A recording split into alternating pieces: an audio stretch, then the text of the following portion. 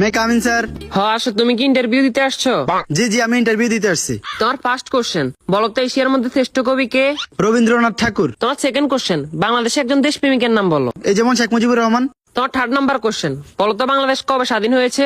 হওয়ার কথা তো ছিল 1948 সালে, কিন্তু 1971 সালে 16 ডিসেম্বরে স্বাধীন হয়েছে। তোমার লাস্ট কোশ্চেন, বলো তো আকাশে কয়টি তারা আছে?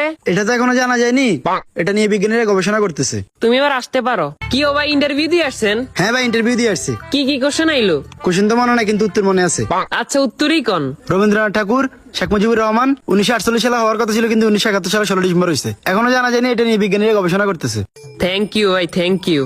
মে আই কামিং স্যার? আসো। তোমার নাম কি? রবীন্দ্রনাথ ঠাকুর।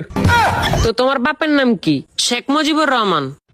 তোমার জন্ম কবে হয়েছে? হওয়ার কথা তো ছিল 1948 সালে, কিন্তু 1971 সালে 16 ডিসেম্বর হয়েছে। এবার তুই পাগল হয়েছিস নি? এটা এখনো জানা যায় না, এটা নিয়ে বিজ্ঞানীরা গবেষণা করতে